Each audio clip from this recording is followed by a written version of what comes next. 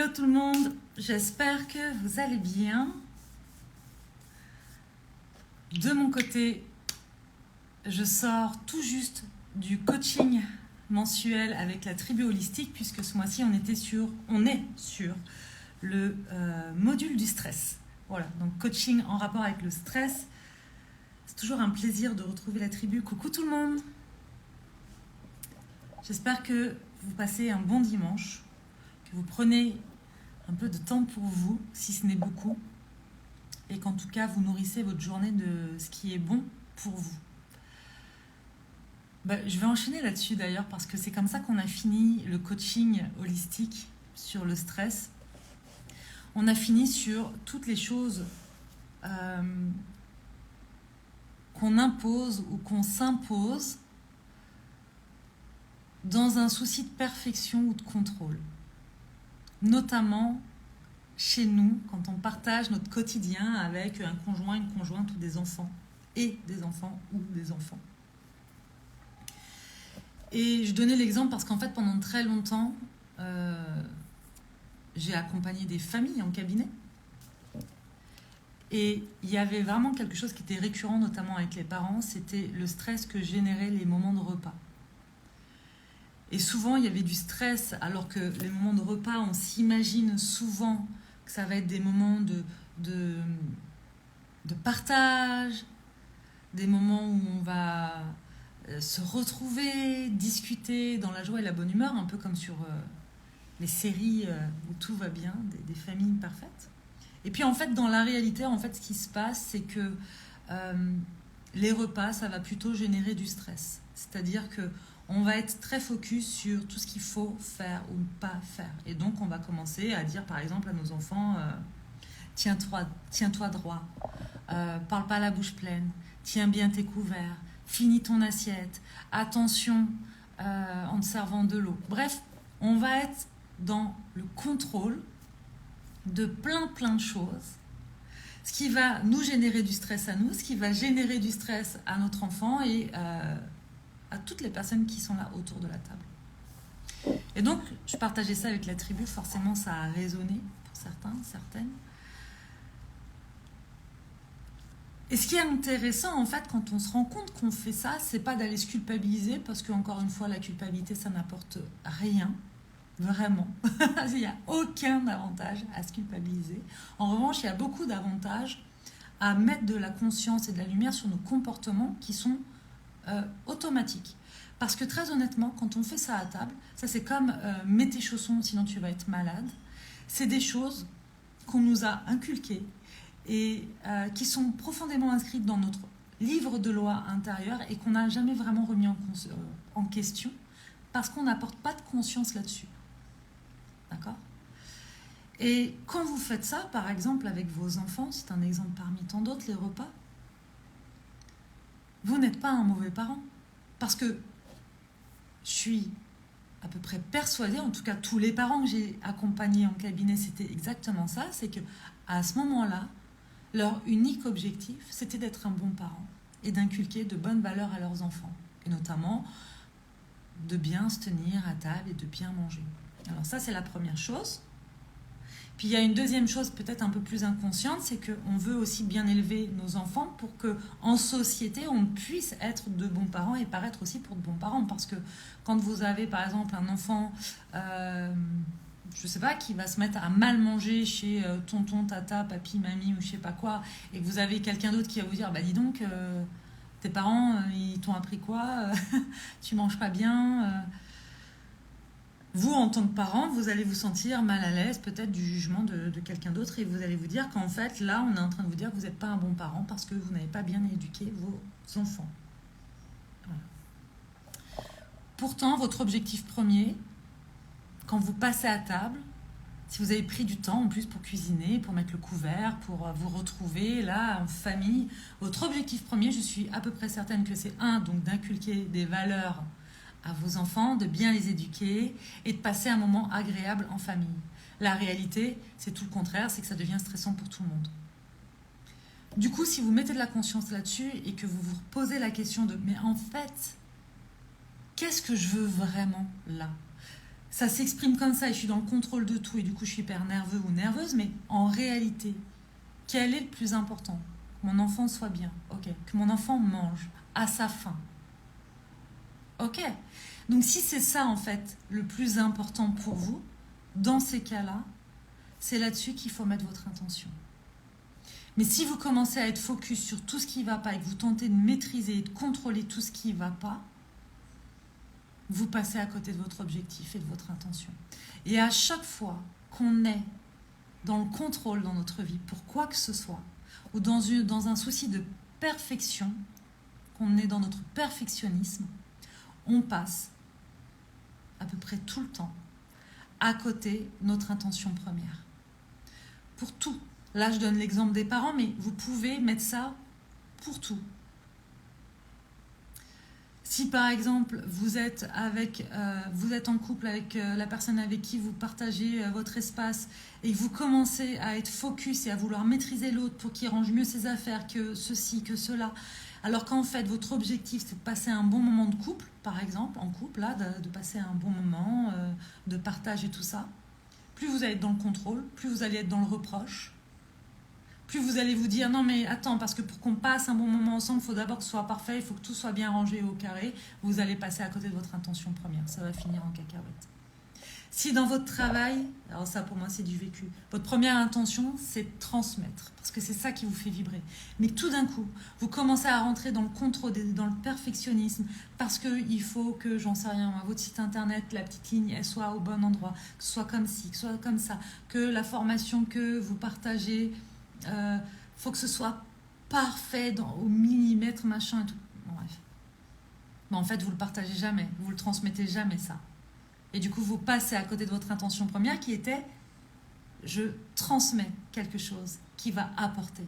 Je vais œuvrer pour quelque chose qui me fait vibrer là et en quoi je crois. Sauf que je passe tellement à être dans le contrôle et à vouloir contrôler les choses, à vouloir être dans la perfection, que je ne mets pas mon énergie dans ce qui va réellement avoir un vrai impact. Coucou Emmanuel, qui va avoir un vrai impact, qui va vraiment créer de la différence. Donc là, je parlais des parents, mais voilà, en tant qu'entrepreneur, ça va être ça aussi. Quand on voit toutes les actions qu'on met en place, de quoi on nourrit notre quotidien, quelles sont les actions qui apportent vraiment et qui créent de la différence, et quelles sont toutes les actions qu'on met en place pour essayer de contrôler les choses parce qu'on a peur de faire une erreur. Avec les enfants, c'est pareil. À quel point on est dans le contrôle et on ne lâche pas prise sur plein de choses parce qu'on a peur d'être un mauvais parent ou que notre enfant ne soit pas bien ou mal éduqué. Est-ce que ça vous parle, ça? Est-ce que ça vous parle en tant que parent? Est-ce que ça vous parle peut-être en tant qu'entrepreneur? Les deux.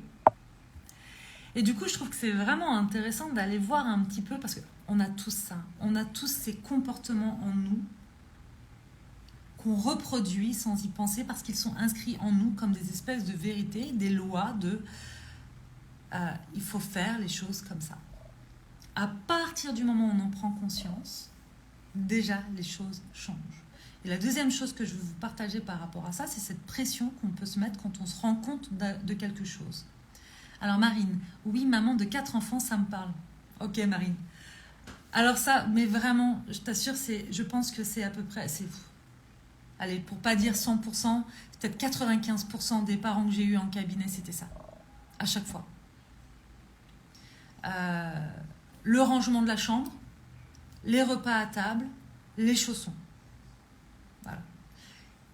Les devoirs aussi. Les devoirs, ça, c'est tout un truc aussi pour les parents. C'est vraiment des espaces de stress en famille. Et du coup, je vous disais, ça pareil dans tous les domaines de vie, à partir du moment où on se rend compte qu'il y a quelque chose en fait qui n'est pas confortable, qui ne va pas, qu'on juge pas bien. Parce que ça c'est pareil, on regarde toujours les choses avec ce prisme de bien ou mal. Mais en fait, l'extérieur, c'est rarement bien ou mal en fait. C'est souvent, vous savez, une énergie neutre. C'est nous, une fois qu'on l'intègre et qu'on le passe dans le filtre de notre cerveau et qu'on le scanne avec tout ce qu'on est, tout ce qu'on a appris, la manière dont on a été élevé, toutes ces informations-là vont envoyer des informations à notre corps, qu'on scanne comme ça très rapidement, qui vont faire qu'on va juger ça bien ou mal, confortable, inconfortable, stressant ou apaisant.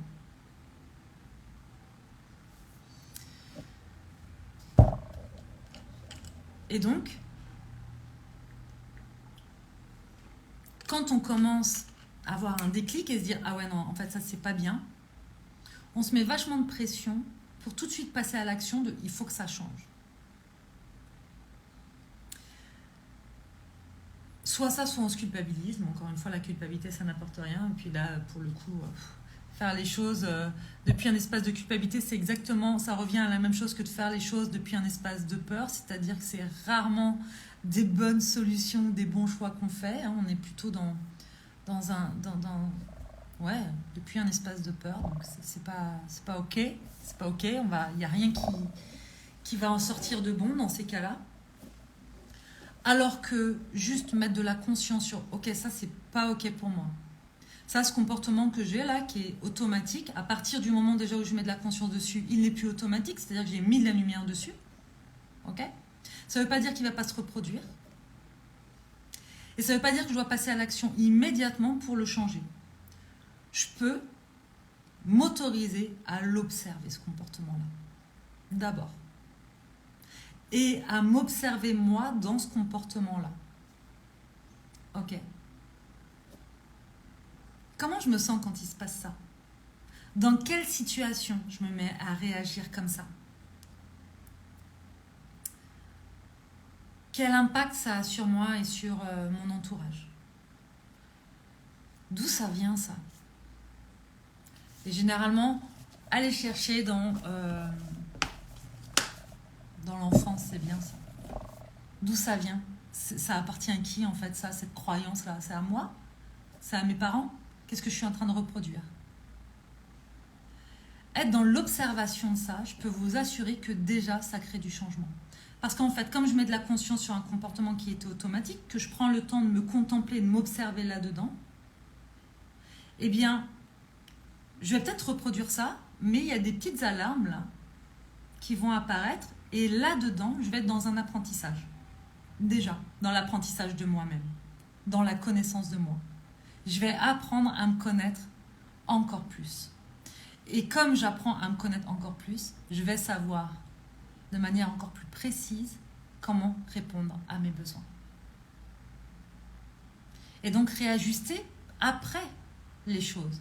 Mais si tout de suite je veux réajuster les choses, tout de suite passer à l'action, en fait, je me précipite. Généralement, comme c'est depuis un espace de culpabilité ou de peur, je vais vouloir mettre plein de choses en place pour vite changer le problème. Et je vais me mettre une telle pression que je ne vais pas tenir dans le temps. Et donc, je vais me confronter à une sensation d'échec qui va me faire croire, encore une fois, que je ne suis pas assez.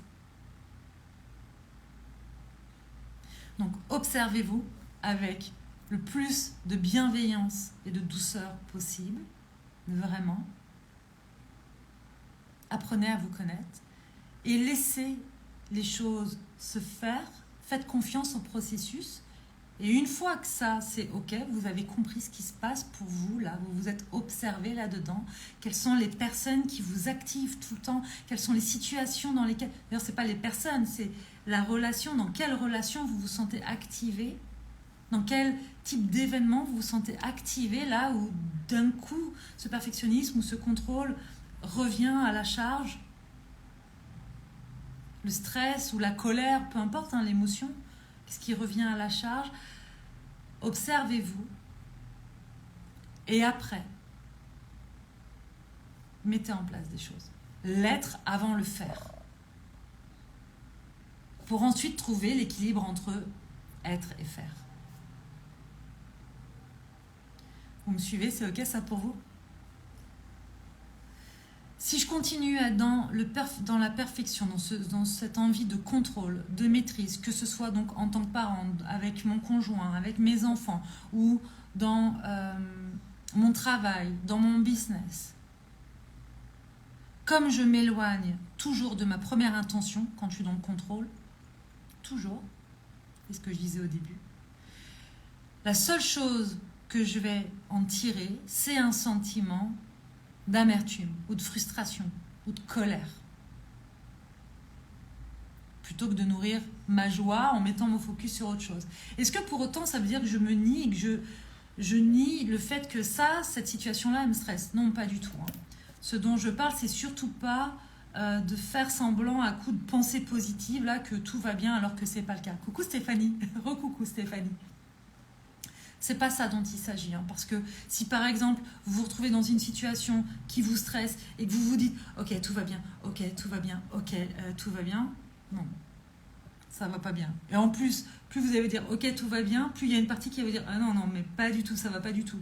Oh mon Dieu mais ça va pas, ah mais je suis en train de me dire que tout va bien, je suis en train de mettre des choses en place et plus ça va et moins ça va. Je suis nulle. Donc ok, on réajuste. Première intention c'est ok qu'est-ce qui se passe pour moi là? Qu'est-ce qui se passe pour moi? Pas dans ma tête, dans mon corps. Parce que si vous voulez vraiment avoir un réel impact sur votre bien-être, avant même de vouloir travailler sur vos pensées, ce qui va être intéressant, c'est d'agir sur votre corps. Parce que votre corps, il va vous envoyer toutes les informations. Même quand vous ne le savez pas, même quand vous ne l'écoutez pas, il vous envoie toutes les informations. Dans cette situation-là, qu'est-ce qui se passe pour moi? Ok, mes épaules, elles sont un peu hautes là parce que je me sens stressée. Ok, je vais relâcher alors. Ok, allez, je vais respirer là et puis je vais faire des mouvements là pour déverrouiller un peu mes épaules. Et puis tiens, je me rends compte que je respire en superficie en fait. Bon, je vais délayer ça. Ou je me rends compte qu'en fait j'ai une boule à la gorge et j'ai plutôt envie de pleurer. Ok, comment je peux faire avec ça? Ok, donc ça va être voir au niveau de mon corps ce qui se passe d'abord et puis ensuite d'aller plus loin dans le mécanisme. Coucou Cathy.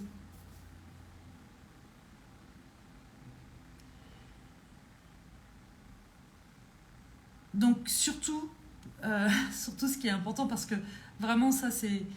Je pense que parfois il peut y avoir des choses positives hein, dans des affirmations positives et tout ça, pourquoi pas, mais en fait quand on est activé et qu'on est dans ce contrôle et dans cette peur ou dans je ne sais quoi, non, la pensée positive va pas suffire en fait, la petite phrase comme ça, le mantra ne suffit pas, c'est pas vrai.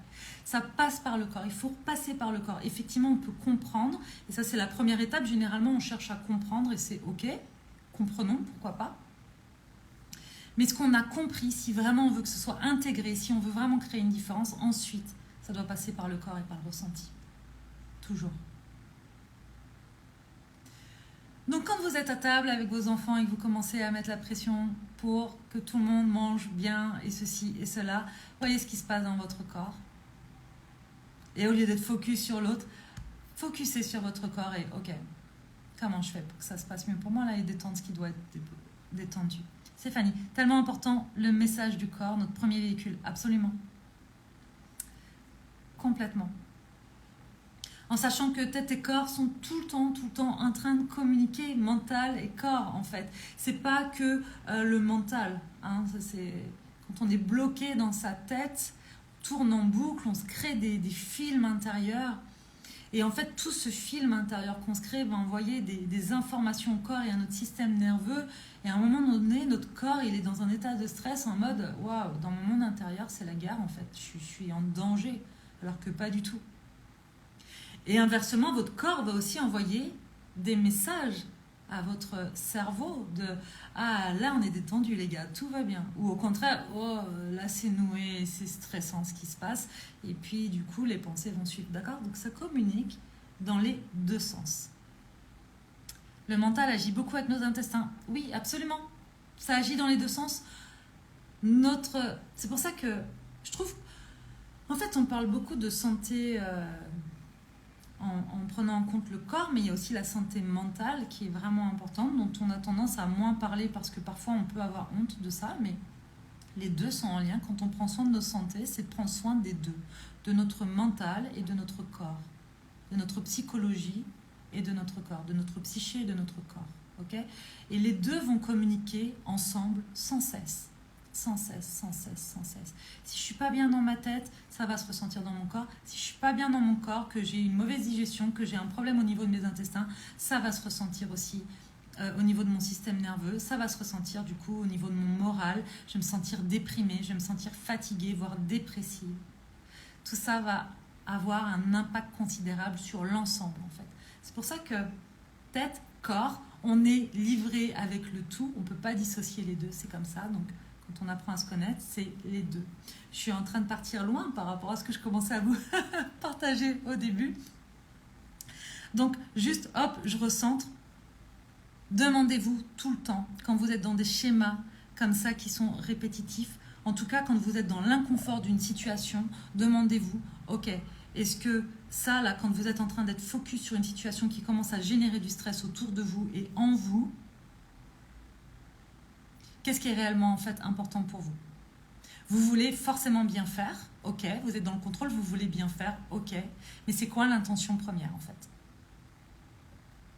Mettez de la conscience dessus et dans un second temps, apportez-vous du confort par rapport à ça. Dans un troisième temps, mettez en place des choses. C'est l'effet coaching juste avant. Oui, Pauline, 2 heures de coaching juste avant avec la tribu holistique. Effectivement, à un moment donné, je suis partie. En fait, j'ai l'impression que j'ai pas arrêté entre le coaching et maintenant. Donc voilà. Mais je vais pas faire 2 heures ici. Je vais faire court. Donc ça, c'était le message principal que j'avais envie de vous transmettre aujourd'hui, parce que vraiment, encore une fois, que ce soit dans notre vie personnelle, dans notre vie professionnelle, et surtout, c'est aussi quelque chose que je retrouve beaucoup chez les entrepreneurs, soyez focus sur votre intention première et ce que vous voulez vraiment transmettre. Et voyez si les actions que vous êtes en train de mettre en place, ça va dans ce sens-là. Ou si juste vous êtes en train de vous stresser, de remplir votre espace en étant dans le faire, avec peu d'impact en fin de compte. Voilà les amis.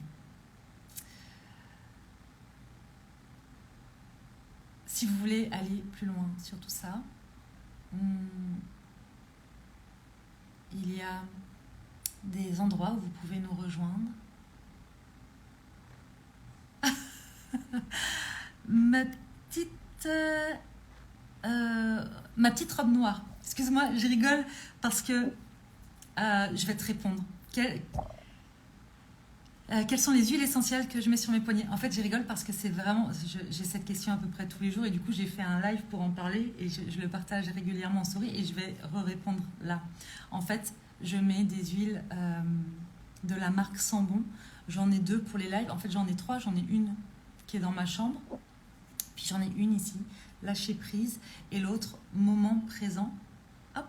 Et je les mets toujours avant de commencer parce que ça me permet de m'ancrer dans l'instant présent. Le fait d'avoir ce geste, donc de passer par le corps par un geste et ensuite par le sens de l'odorat, avec une odeur, ça me permet de me réancrer dans « Ok, là maintenant je commence mon live ». Voilà, donc c'est pour ça que vous me voyez toujours commencer mes lives avec ces 2 sprays-là, puisque c'est ceux que j'ai ici au Cambodge avec moi, mais ça peut être d'autres choses. Donc ceux-là, ils sont vraiment chouettes.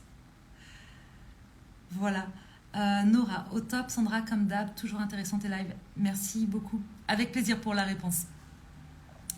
Merci, je suis ravie en fait parce que j'aime beaucoup faire ces lives. Alors si en plus ça vous apporte, ben, tant mieux, parce que c'est quand même l'objectif aussi, c'est de pouvoir vous transmettre des choses et que soit ça vous inspire, soit ça impacte que ça vient impulser des déclics, que peut-être ça vous donne envie d'aller plus loin pour vous-même à travers une lecture, une conférence, un atelier, je ne sais quoi, peu importe, ou juste de mettre encore une fois de la conscience et de la lumière sur une part peut-être qui est restée tapie dans l'ombre là et qui attendait d'être révélée pour que vous puissiez en faire quelque chose ou tout simplement pour l'accueillir plutôt que d'être et plutôt que de faire quelque chose de ça.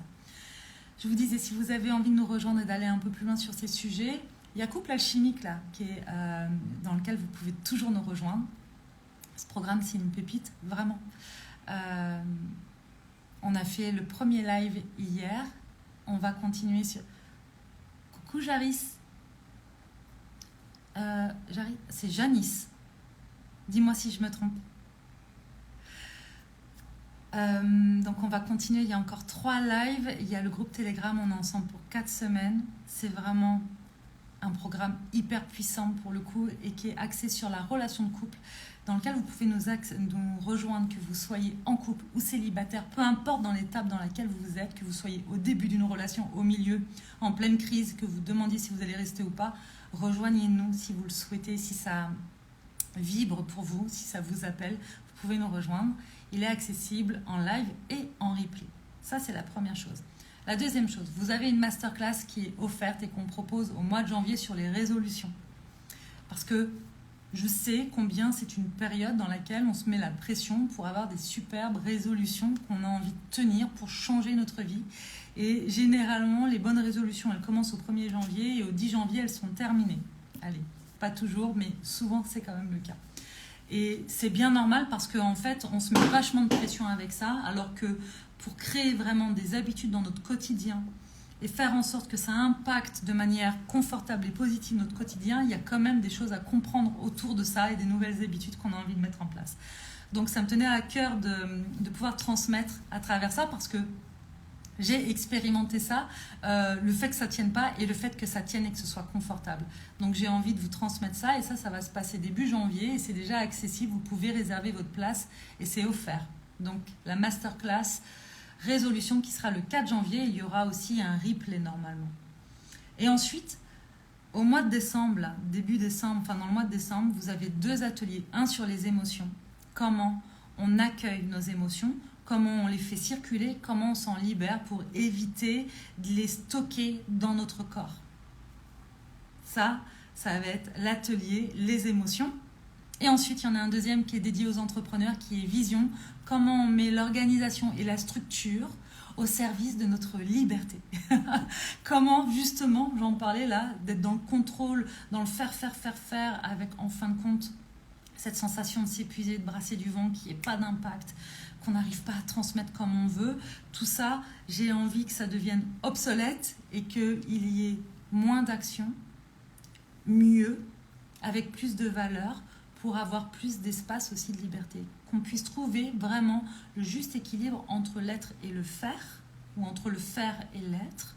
Et pour ça, en fait, je vais vous accompagner et je vais vous transmettre le processus qu'on a mis en place, Sébastien et moi, là, justement pour prévoir un peu ce qui va se passer sur cette fin d'année et sur l'année 2023, pour avoir vraiment une vision très claire de ce qu'on veut transmettre, de pourquoi on veut le transmettre, ce qu'on veut transmettre, de tout le processus créatif qu'il y a eu autour de ça, et ensuite comment on organise la structure autour de ça pour qu'au fur et à mesure, eh bien, on ait un temps équilibré, encore une fois, entre je fais des actions inspirées, ciblées, qui vont m'emmener vraiment vers mon objectif. Et le reste du temps, je peux me nourrir, me régénérer et faire ce qui est bon et juste pour moi. Voilà, la balance, trouver l'équilibre. C'est toujours, c'est vraiment quelque chose qui me tient à cœur de trouver l'équilibre dans tout ce qu'on fait. Géraldine, bonjour, merci pour vos vidéos et partages avec grand plaisir. Voilà les amis, si vous avez des questions par rapport à tout ça, je vous laisse me les poser en message privé ou directement sous la vidéo. Et que vous soyez en live ou que vous regardiez cette vidéo en replay, prenez 5 minutes peut-être pour noter dans un carnet ou pour noter aussi parce que j'aime beaucoup vous lire. Prenez quelques instants s'il vous plaît pour noter là en commentaire qu'est-ce qui a résonné pour vous, qu'est-ce que vous avez envie de retenir de ce partage-là. Ouais, juste ça. Qu'est-ce qui a vibré et qu'est-ce que vous avez envie de retenir? Marine, prendre du temps pour soi est essentiel. Je ne mets pas encore en pratique, mais ça viendra. Ok. Et c'est déjà la prise de conscience, c'est déjà un pas qui est hyper important. Je vous découvre depuis peu, merci pour votre bienveillance et votre douceur. Avec grand plaisir, merci à toi. Je prends tes mots et merci. Merci pour ça, vraiment. Je vous embrasse, je vous dis à demain. Pour le 21e jour.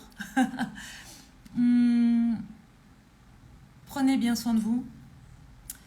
Prenez du temps pour ce qui vous fait vibrer, pour ce qui vous fait du bien, pour vous nourrir. On est dimanche, je sais que souvent ça peut être des temps en famille. Donc soyez aussi focus sur vous et ce qui vous fait du bien plutôt que d'être complètement focus que sur l'extérieur.